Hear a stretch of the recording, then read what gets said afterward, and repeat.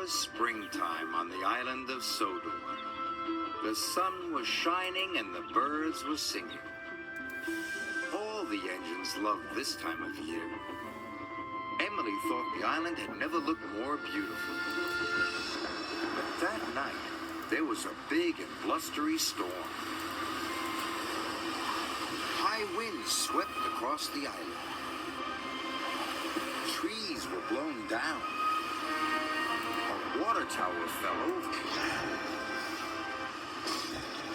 And the roof blew right off Farmer Mccoll's barn.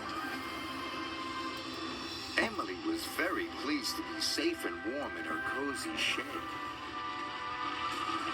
She could hear the wind outside.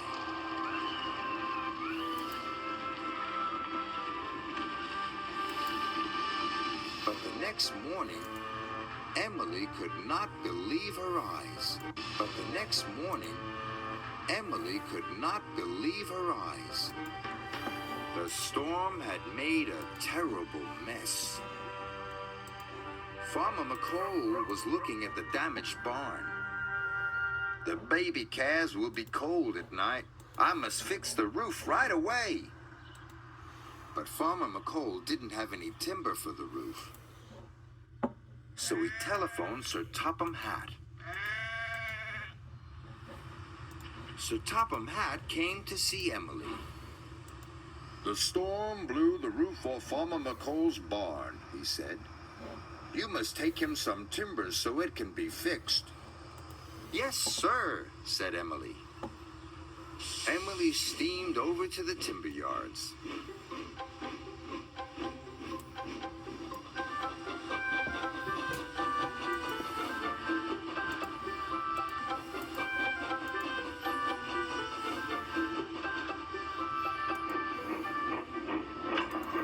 She buffered up to the timber wagons and raced off to Farmer Mccoll's as fast as she could.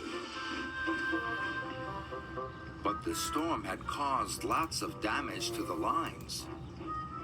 Workmen and trucks were clearing branches and rocks from the tracks.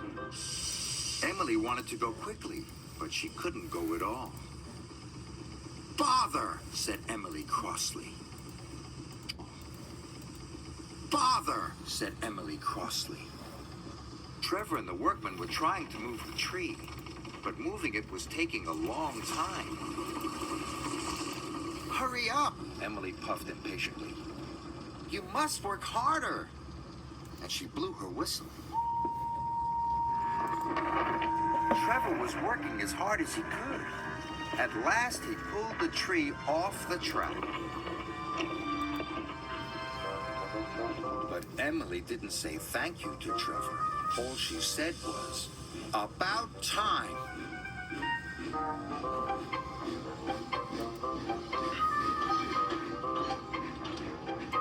Every time she came across workmen clearing the track, she blew her whistle and wheezed her steam.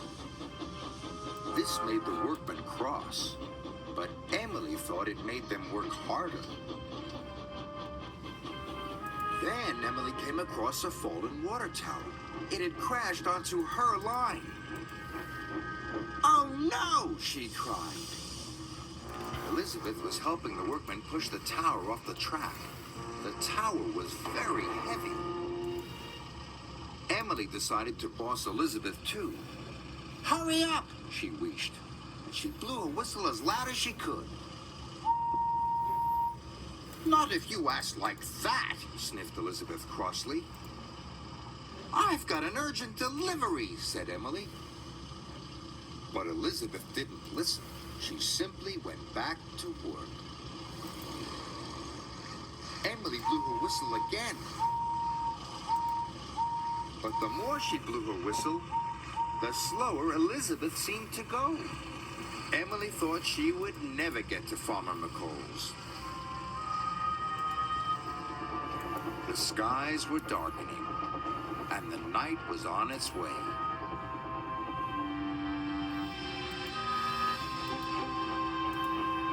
Thomas arrived bringing more supplies. Hello, Thomas tooted. Emily complained about Elizabeth. She won't do a thing I tell her. That's because you're a big bossy boiler, laughed Thomas. You should try asking nicely for a change. Emily didn't like being called a bossy boiler, and she didn't want to ask nicely. But it would be nighttime soon, and the baby calves still didn't have a roof over their heads. So Emily took a deep breath. I'm sorry I was rude, but can you help me get this timber to Farmer Mccoll's? Please, it's to help the baby calves. Elizabeth smiled. Why, certainly, she puffed. I'll get your track cleared in no time. Emily was surprised. Thomas was right. Asking nicely was just like magic. Elizabeth pushed with all her puff. The tower was heavy, but with a mighty heave, the track was clear. Thank you, cried Emily, and she steamed on as fast as she could. It was nearly bedtime. Emily knew the baby calves would be getting cold. So whenever there was something on the track, she took a deep breath and said, please and thank you.